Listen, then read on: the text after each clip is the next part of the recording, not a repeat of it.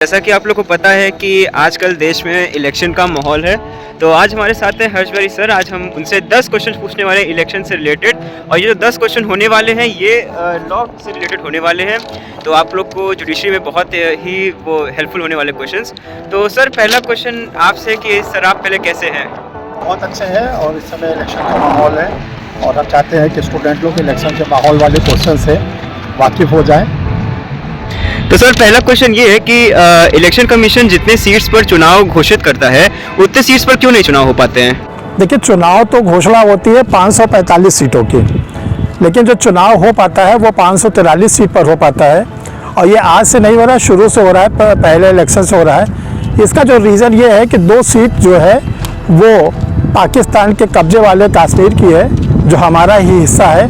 तो हम घोषणा करते हैं कि इस पर भी चुनाव होना चाहिए, तो हम करा तो नहीं पाते चूँकि उस पर ऑक्यूपाइड कश्मीर है, और 2 सीट पर ना करा के 543 सीटों पर बराबर चुनाव कराया जाता रहता है। अच्छा सर, दूसरा क्वेश्चन ये था कि सर जो मिनिमम वोटिंग एज है, जैसे कि हम लोग को सब होता है वो 18 ईयर्स की एज है, तो ये 18 वर्ष शुरुआत से था जब से कॉन्स्टिट्यूशन बना है कि कोई अमेंडमेंट से हुआ ये? नहीं, जब संविधान बना था 1950 में डॉक्टर अम्बेडकर के द्वारा, तो उस समय 21 वर्ष रखा गया था कि 21 वर्ष के लोग वोट कास्ट करेंगे। लेकिन जब हमारे राजीव गांधी प्रधानमंत्री हुए, जो बहुत ही रिफॉर्मेटिव थे, तो उनके पीरियड में 61वें संविधान संशोधन के द्वारा कॉन्स्टिट्यूशन में अमेंडमेंट किया गया 61वें नंबर का, और उसके द्वारा 21 वर्ष को घटाकर 18 वर्ष कर दिया गया, क्योंकि इंडिया में मेजॉरिटी की एज 18 साल है। हर काम के लिए 18 वर्ष मेजर होता है, तो ये कहा गया कि वोट कास्ट करने वाले भी 18 ईयर के होने चाहिए। सर लोकसभा में राष्ट्रपति जी नॉमिनेशन करते हैं, वो किन व्यक्तियों का नॉमिनेशन करते हैं? देखिए, जब हमारा कॉन्स्टिट्यूशन बना था तो बहुत दिनों तक यहाँ पर ब्रिटिशर्स रहे, तो एंग्लो इंडियन जो कम्युनिटी के लोग होते, जिनको हम लोग आंग्ल भारतीय समुदाय कहते हैं, वे 2 लोगों को नॉमिनेट करते थे। लेकिन जब लगभग 70 वर्ष के आसपास हो गया, तो ये देखा गया कि अब एंग्लो इंडियन कम्युनिटी के लोग नहीं रह गए। तब 2020 में कॉन्स्टिट्यूशन में अमेंडमेंट किया गया 124वां, और एंग्लो इंडियन के नॉमिनेशन को प्रेसिडेंट ऑफ इंडिया जो लोकसभा में 2 करते थे वो ख़त्म कर दिया गया, और जो हमारे गवर्नर राज्य के विधानसभा में करते थे एक, वो भी ख़त्म हो गया। तो सर अगला क्वेश्चन ये है कि लोकसभा में स्पीकर जो होते हैं वो कैसे बनते हैं? क्या उनका कोई इलेक्शन होता है कि नॉमिनेट किए जाते हैं? नहीं, इलेक्शन जब कंप्लीट हो जाता है लोकसभा का, तो सारे जो एमपीज़ होते हैं वो अपने अपने सीट से डिस्ट्रिक्ट मजिस्ट्रेट के सर्टिफिकेट को लेकर जाते हैं, और लोकसभा का जो पहला सेशन होता है उसमें जो पिछली लोकसभा के स्पीकर होते हैं वो आते हैं, और वो ये कहते हैं नए एमपी से कि आप लोग अपना एक स्पीकर चुन लीजिए। यदि सभी एमपी रूलिंग पार्टी या अपोजिशन पार्टी किसी एक नाम पर सहमत हो जाते हैं तो उन्हीं को स्पीकर बना दिया जाता है। लेकिन अगर कभी ऐसी कंडीशन आती है कि दोनों लोग अलग अलग नाम को चाहते हैं, तब इलेक्शन होता है स्पीकर का, उसके लिए वोट कास्ट होती है, और जितने टाइम तक इलेक्शन नहीं होता उतने टाइम तक के लिए प्रोटेम स्पीकर बना दिया जाता है। और सर लोकसभा का टर्म कितना होता है? देखिए, कॉन्स्टिट्यूशन में लोकसभा का जो टेन्योर बताया गया वो 5 ईयर का है।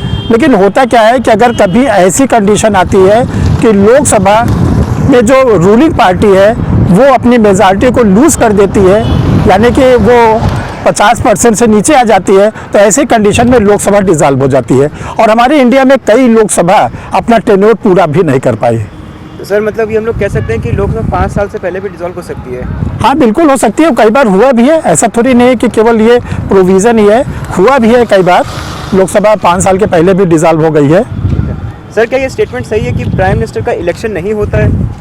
देखिए, प्राइम मिनिस्टर का इलेक्शन नहीं होता, बल्कि प्राइम मिनिस्टर का अपॉइंटमेंट होता है, और प्राइम मिनिस्टर का जो अपॉइंटमेंट होता है वो जो रूलिंग पार्टी जो सबसे ज़्यादा सीट जीतकर पॉलिटिकल पार्टीज आती है वो रूल करती है, तो अपना एक लीडर चुनती है वो, और उसी जो रूलिंग पार्टी के लीडर होते हैं उन्हीं को president of India prime minister appoint करते हैं। तो प्राइम मिनिस्टर का अपॉइंटमेंट होता है, न कि इलेक्शन होता है।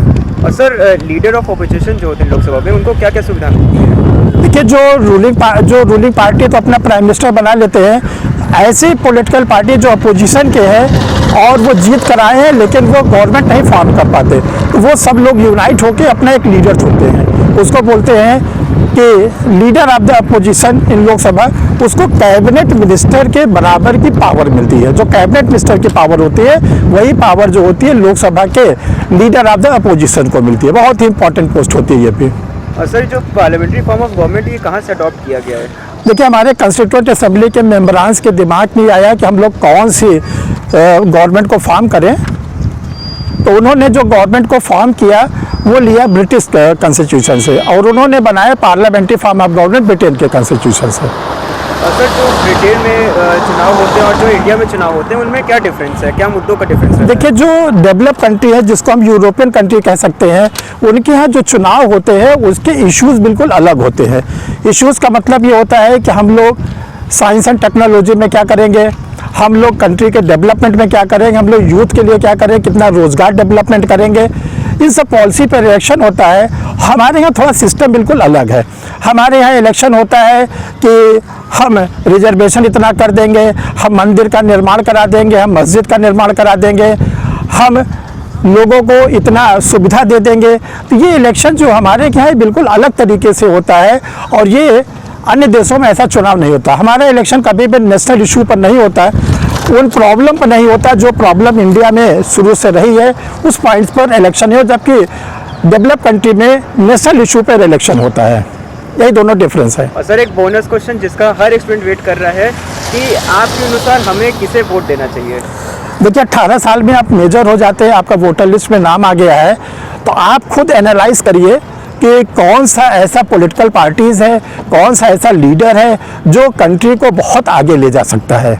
तो जो कंट्री को आगे ले जाने का मतलब जो हमारी मिनिमम नीड्स है, मिनिमम नीड्स हमारी पूरी होनी चाहिए। मिनिमम नीड्स में आता है रोटी, कपड़ा, मकान, स्वास्थ्य, शिक्षा। कौन हमको खाने के लिए रोटियां हमको रोजगार दे सकता है, कौन हमको रहने के लिए मकान हमको रह सकता है, कौन हमको जो है स्वास्थ्य की देखभाल कर सकता है, और कौन ऐसा है जो हमारे शिक्षा की बात कर सकता है, हमारे नेशनल इश्यूज़ को ख़त्म कर सकता है। वही पॉलिटिकल पार्टीज़ को वोट दीजिए। किसी का नाम लेना यहाँ पर उचित नहीं है, क्योंकि ये आपका अपना डिस्क्रिशनरी पावर है, लेकिन हमारा केवल ये कहना है कि अपने जो नीड्स आपकी है उस नीड्स को पूरा करने वाले लोगों को आप दीजिए। जितने लोग इलेक्शन लड़ रहे हैं सब रूलिंग में रह चुके हैं, ऐसा नहीं कि किसी को रूल करने की पावर नहीं मिली, सबको रूल करने की पावर मिली है। तो आप उसमें से बेस्ट में से जो आपको सबसे अच्छा लगे उसको आप सेलेक्ट कर लीजिए। ये आपका अपना डिस्क्रिशनरी पावर है। थैंक यू सर, इतना आपने कीमती वक्त अपना दिया है। देखिए, जो ये वीडियो जिन लोगों के पास पहुंच रहा है, जो लोग देख रहे हैं, उनसे हम ये कहना चाहते हैं कि आप लोग जब वीडियो देखते हैं तो उस पर कमेंट बॉक्स में आप अपने व्यूज़ को ज़रूर लिखा करिए। आप किस टॉपिक पर और वीडियो देखना चाहते हैं, आपको ये वीडियो कैसा लगा। आपके पास कोई अगर स्पेसिफिक क्वेश्चन हो तो आप उस क्वेश्चन को भी डाल सकते हैं, उसका भी आंसर आपको दिया जाएगा। और आप अगर किसी सब्जेक्ट को एडवाइस करते हैं तो हम पूरा ध्यान रखेंगे, उस सब्जेक्ट पर भी आप लोग के लिए वीडियो बनाकर आपके लिए दिया जाएगा। और आप लोग खूब हेल्थली लाइफ को जिए और अपना इलेक्शन ज़रूर वोट करने जाइए। घर में बिल्कुल मत बैठिएगा। आपके इलेक्शन वाले दिन आप बूथ पर पहुंचकर जल्दी से जल्दी अपने वोट को कास्ट करिएगा। आपका एक वोट बहुत कीमती होता है, 5 वर्ष में एक बार आपको मौका मिलता है। अगर आप इस मौके को खो गए तो आगे भविष्य में 5 साल के लिए आपको मौका नहीं मिलेगा। फिर आपको सरकार पर या अपोजिशन पर टीका टिप्पणी करने का कोई राइट्स नहीं है। राइट्स आपको तब मिलेगा जब आप अपना पहले वोट कास्ट करिएगा। थैंक यू डियर स्टूडेंट्स, सभी लोगों को। Thank you so much sir, अपना कीमती वक्त देने के लिए। Thank you sir.